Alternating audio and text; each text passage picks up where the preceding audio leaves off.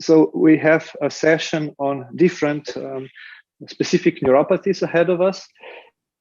The first speaker is Professor van den Bergh. He is a professor of neurology at the Université Catholique de Louvain and the director of the Neuromuscular Reference Center at the Clinique Universitaire Saint-Luc in Belgium, Brussels. And the new CIDP guideline has just been released, published this summer, and he's the first author of the guideline. And we are really looking forward to hear from him about the guideline. Please, Professor van den Bergh. Thank you for this kind introduction, Blas. It's a pleasure for me to be with you this afternoon. I would have preferred to be in Ljubljana, but that's of course not really possible. So, ladies and gentlemen, dear colleagues, thanks for listening to what I'm going to tell you about the new revision of the EAN PNS CIDP guideline. These are briefly my disclosures, and I would like to acknowledge those who have helped us in bringing the guideline together. Our sponsors, which are the European Academy of Neurology, the Peripheral Nerve Society, the GBS CIDP Foundation International, and the Gain Charity UK. And this is the guideline task force. As you can see, it's quite a few people from all over the world. There are 17 disease experts, 1 patient representative, 2 methodologists, and we had 12 countries from 3 continents. So I wish especially to thank my co-chairs, Peter Van Doorn and Rob Haddon.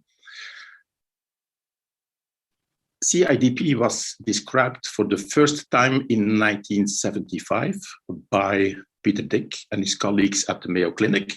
And it's in 1982 that he coined the term chronic inflammatory demyelinating polyradicular neuropathy.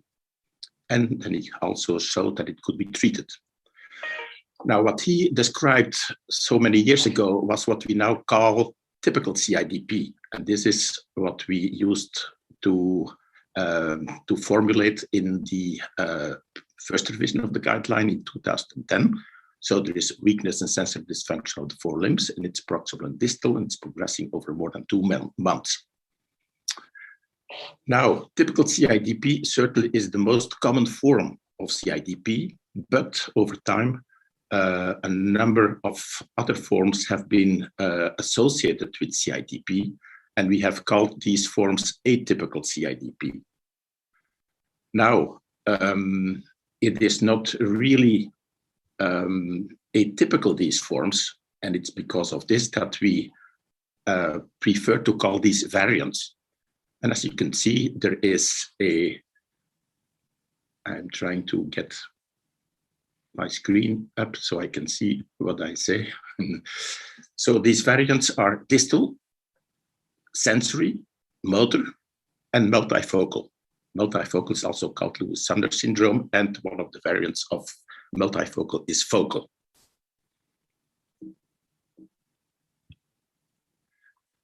Now, the guideline that was published in 2010 had pretty good criteria, because if you see here in a comparison of 15 different sets of criteria, Breiner and Brannigan showed a few years ago that the accuracy for probable and definite CIDP was quite high and identical. And it's important to show this because this means that there is not really a big difference between probable and definite.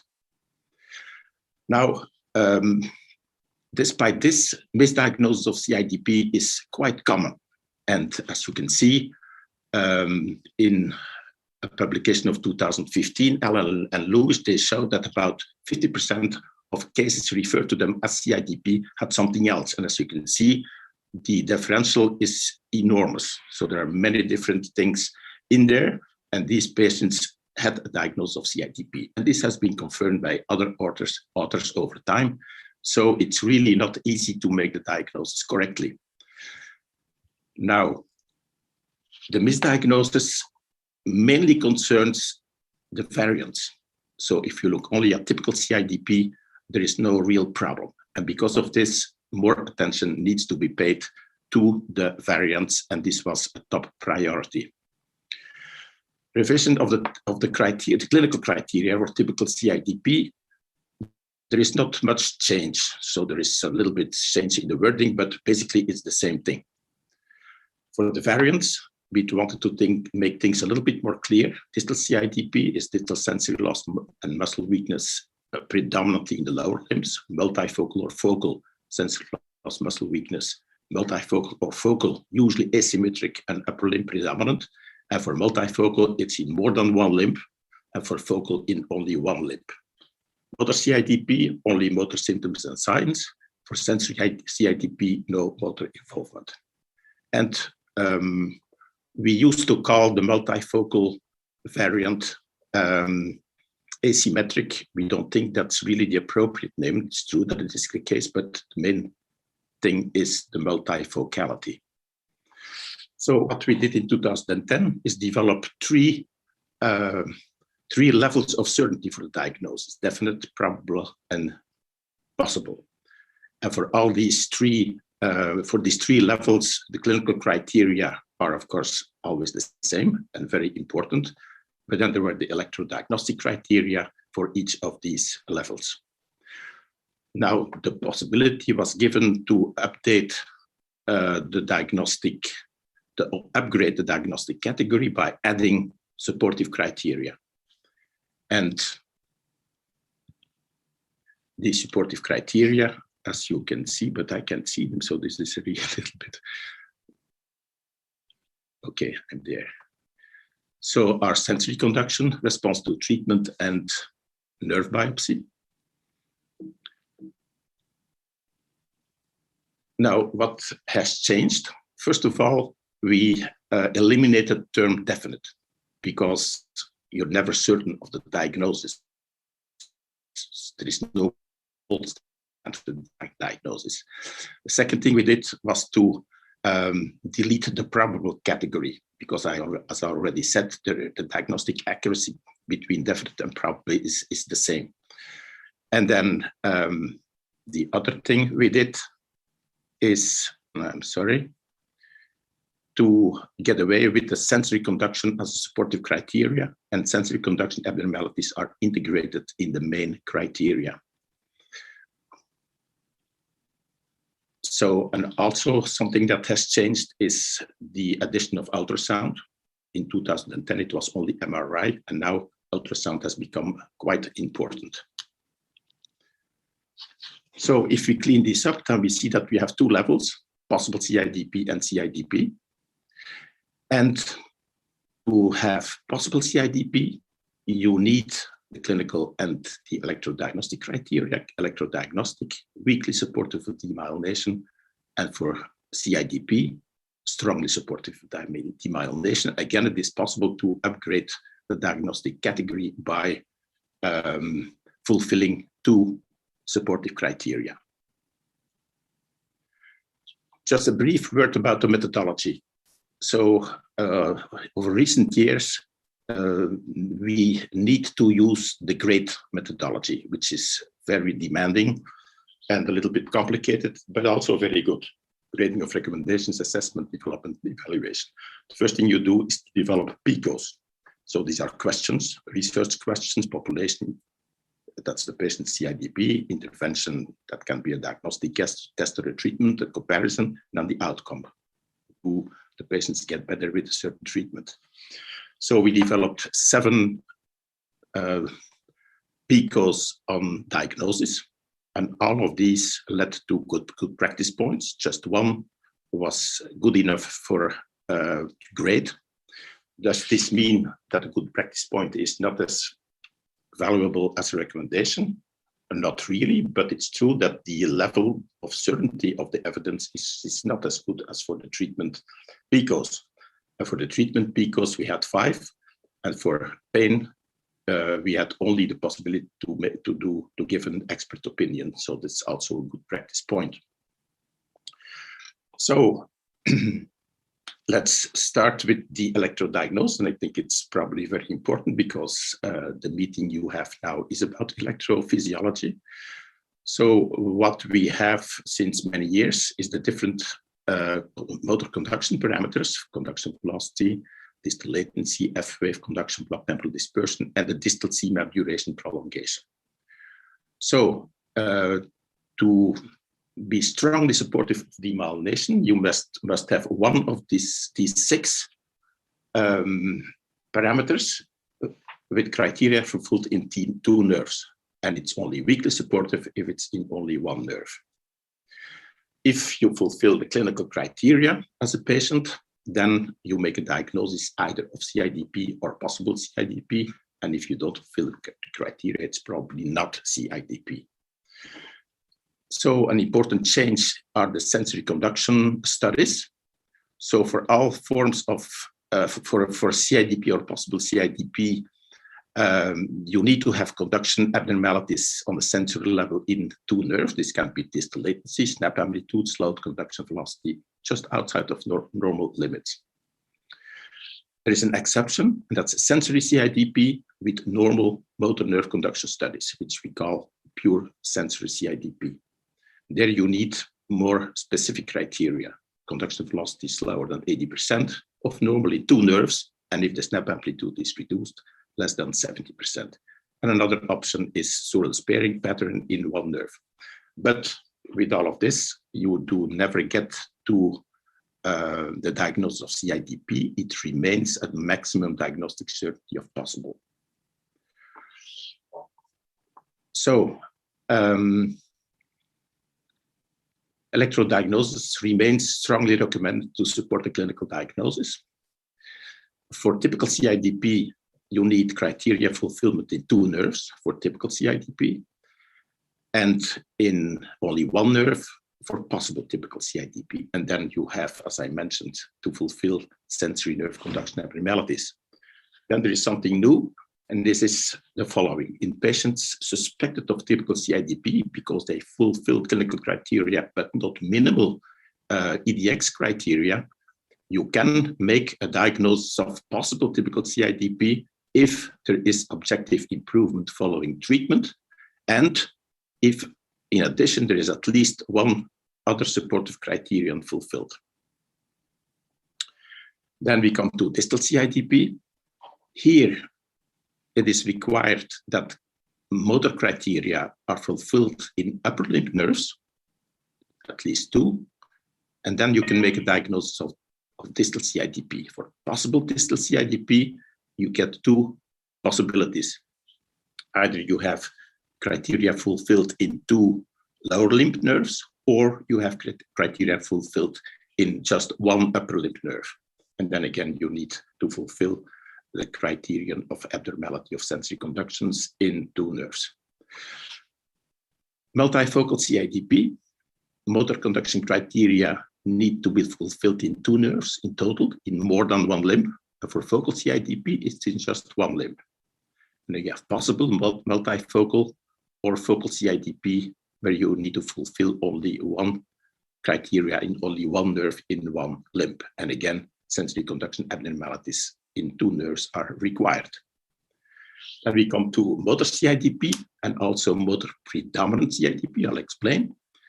When you have criteria fulfilled in 2 nerves and sensory conduction studies are normal in 4 nerves, we make a diagnosis of motor CIDP. If criteria are fulfilled in only 1 nerve, it's possible motor CIDP. Still, in many patients with motor CIDP clinically, you have sensory conduction abnormalities, and then we call this motor predominant CIDP. And then finally, there is sensory CIDP and sensory predominant.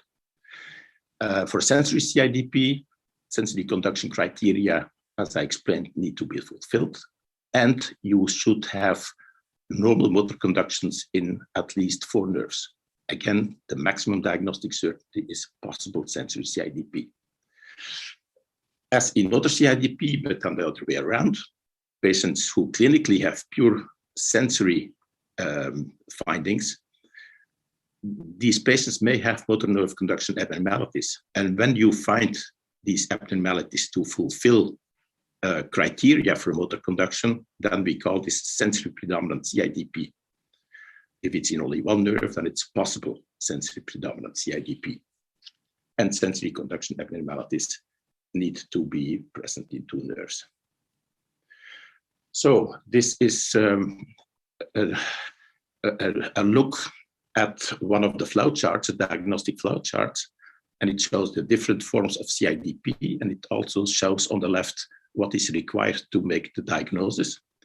So if it's only possible CIDP, you can upgrade to CIDP if you can, if the patient fulfills two supportive criteria: CSF, nerve ultrasound, or MRI, with a preference for ultrasound, response to treatment, or nerve biopsy. I don't have the time to go in detail about supportive criteria, but this is all available in the guideline. One of the PICOs has to do with monoclonal gammopathy. And we think this kind of testing should be performed in all adults suspected of having CIDP. And if there is a monoclonal gammopathy of an uncertain significance, further evaluation is necessary, and it's probably best to send the patient to a hematologist or oncologist. If you find an IgG or an IgA, especially in patients with the distal form of CIDP, then you should think of Boone's syndrome. And that's easy to check. You check for the presence of vascular endothelial growth factor, VEGF. If there is an IgM, and again, especially in distal CIDP, that's what looks like what has been described as DATS. And DATS has typically anti-MAC antibodies, and the correct name for this condition is IgM, paraproteinic neuropathy, and anti-MAC antibodies, and this is not classified as CIDP. Then we come to the node and the paranode. As you certainly know, over the last 10 years, a series of antibodies have been discovered. These are directed against the 55, Casper1, Contactin-1, and these molecules secure the axoglide junction at the paranode. And sometimes you have antibodies, neurofacin, at the node itself. Interestingly, these are IG4 antibodies, most of them, and these antibodies have the particularity of not activating complement. They cannot do this, and they have also a low affinity for Fc gamma receptors. In contrast, they have very high antigen affinity, and they cause damage by direct interference with the antigen. Because these antibodies do not cause inflammation and they do not cause demyelination, we do not call this CIDP, but autoimmune nodopathies. When should we look for these antibodies? Ideally, they should be tested in every patient, but you should do it especially in the following instances: resistance to treatment with IVIG or steroids, acute or subacute aggressive onset like Guillain-Barré syndrome, symptoms like tremor, ataxia, or a predominantly distal weakness, respiratory failure or cranial nerve involvement, associated nephrotic syndrome, and, as sometimes is the case, very high spinal fluid protein levels. Then we come to the treatment PICOs. As you all know, there are 3 proven effective treatments for induction: corticosteroids, IVIG, and plasma exchange. Now, you should start treatment only if there is disability and impairment, and only if there's active disease. This is extremely important. So this means that the patient is objectively worsening and that this cannot be explained by chronic axonal loss. Just a word about dosing. So corticosteroids can be given daily, orally, and then the typical dose is 60 milligrams per day for prednisolone. For methylprednisolone, this would be 48 milligrams per kilogram per day.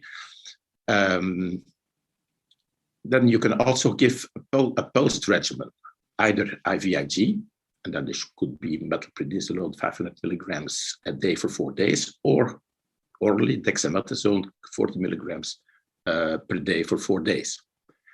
As for IVIG, typically one gives 2 grams per kilogram in 2 to 5 days. If there is no improvement, the first thing to do is to check whether the criteria are really fulfilled for CIDP, and you should also use valid outcome measures. Then there are two options. Either you can give 2 to 5 repeated doses over a period of 2-3 months of 1 gram per kilogram, or you can give a second infusion with 2 grams per kilogram. Plasma exchange is usually not considered unless inadequate response to corticosteroids and IVIG. But this does not mean that it does not work. It really works quite well for induction. There is one exception. If you have motor CIDP patients, they can deteriorate on corticosteroids and sometimes also a plasma exchange. And so IVIG is the preferred induction treatment.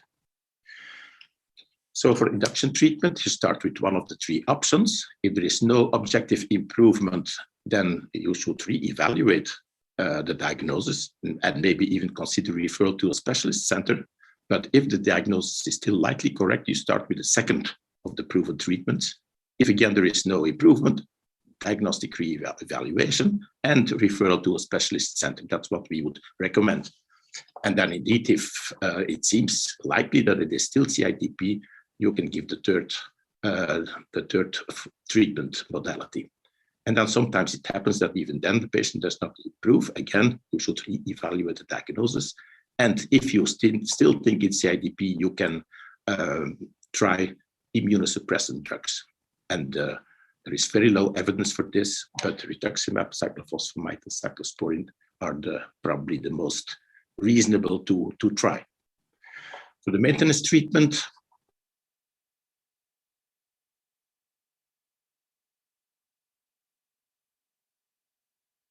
that's subcutaneous immunoglobulin, SCIG, and that seems to work as well as IVIG.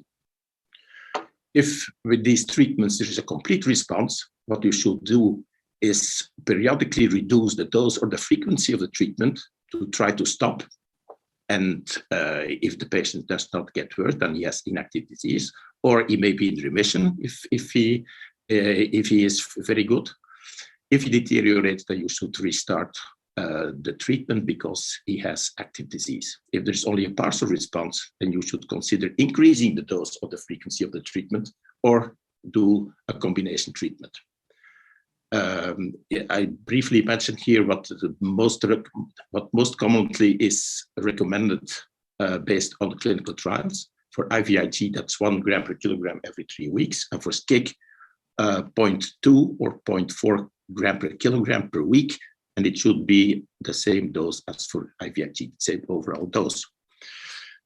Sometimes the doses are quite high, for example, of steroids or also of IVIG. What you can do is to add an immunosuppressant drug for corticosteroid sparing or for IVIG dose or frequency reduction. And then the most reasonable molecules to use, even if there is very low certainty evidence, is azathioprine, cyclosporine, and mycophenolate mofetil. Okay, this brings me to the end. Why do we need a CIDP guideline? Well, it is clear that the diagnosis of this condition is difficult as there is no gold standard. Adhering to diagnostic criteria can substantially minimize the risk of over or misdiagnosis. A very important task is to increase the visibility and knowledge of the guideline by including educational and teaching programs for neurologists, neuropediatricians, and neurophysiologists. And now finally, medical insurers should be prompted to reimburse expensive treatment, especially IVIG, only when diagnostic criteria for at least possible CIDP are fulfilled. Another reason is that there is an increasing shortage of IVIG. For example, in my hospital, I cannot treat my patients as I wish since the last few weeks. And then to end, I show you here the 2 papers that had the guideline that has been published simultaneously in the European Journal of Neurology and the Journal of the Peripheral Nervous System. You can have free access to it. It's open access. Thanks for your attention. Thank you very much. Very nice lecture. And I think that we are trying to increase the visibility of the guideline by lectures such as yours. We have a few minutes for a couple of questions. So the first one, short one, how you make difference between pure motor SIDP and MMN? Yes. Well, there are a number of differences. So one difference is that we don't call it pure motor anymore, but motor CIDP. It's a symmetric condition. So it's really like typical CIDP with proximal distal weakness in the four limbs. So that's one thing, and that's not the case with multifocal conditions like MMN.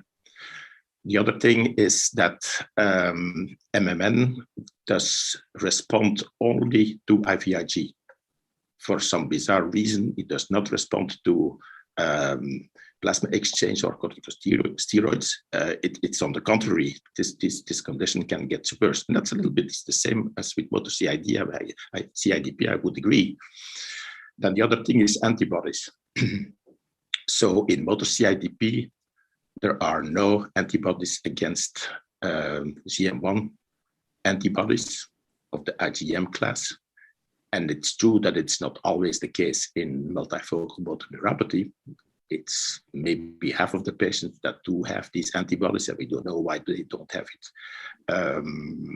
But there are not more patients having these, and this may be for technical reasons. There is evidence for this, that you should adapt the technique for dosing these, for dosing the titers of these antibodies, and that in many cases when you do this, that you do find antibodies. But these are the main differences. So, okay. So I think you shouldn't tell too much. The next talk is actually on MMN. Okay. I think we can move on. Yeah. So yeah, okay. Another one is about SNAP duration. If you can maybe comment on this, that it's often increased in CIDP and GBS, if this was taken into consideration of sensory action potentials. So this is not about the latency, but really of the duration. It's the duration of the actual SNAP, yeah. Yes, the wave. It may very well be. Now, the problem with sensory conduction studies is that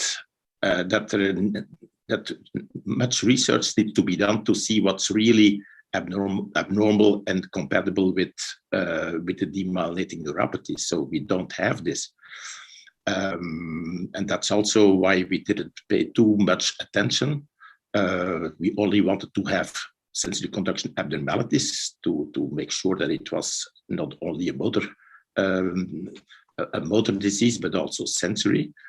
And then, of course, we have two criteria, two parameters for pure sensory CIDP, but there again, it's not cast in stone, and that's not certain. So it's clear that sort of sparing pattern is quite interesting. So you see it especially in GBS, but also in CIDP. But it's not proof that it is due to demyelination. It's really not. It has to do with length dependency.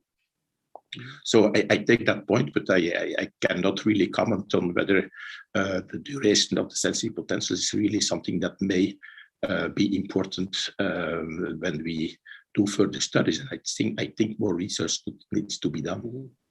And a similar question is on temporal dispersion as a criterion for CIDP. This would be motor conduction studies. Yes, temporal dispersion, in principle, it should be more than 30% proximal to distal. But then rather new, it's not really new, but still a parameter that we did not use until 2010 is the distal CMAP duration prolongation. So it's a very specific parameter that's quite useful and quite specific for demyelination. And that's why we have included it again in the guideline. Mm-hmm. Okay. And the last question, why is ultrasound preferred over nerve MRI? Well, in 2010, there was only MRI because there was no evidence, not enough evidence for ultrasound, but it has changed quite a lot. And there are a lot of studies now with ultrasound in inflammatory neuropathies. And these studies are usually pretty good. So if you look at the level of certainty of the evidence, it's clear that ultrasound is now superior to MRI. Ultrasound has also the advantage that it can be done almost at the same time as the EMG. In my EMG unit, but also in the Netherlands, for instance, it's really combination. So it means with one hand you do a nerve conduction study, and with the other hand you have your probe to check the quality of the nerve, the thickness. MRI, of course, we do not say that you cannot use it, but there is much less evidence for normal limits. But it's true that it can give you important information if there is really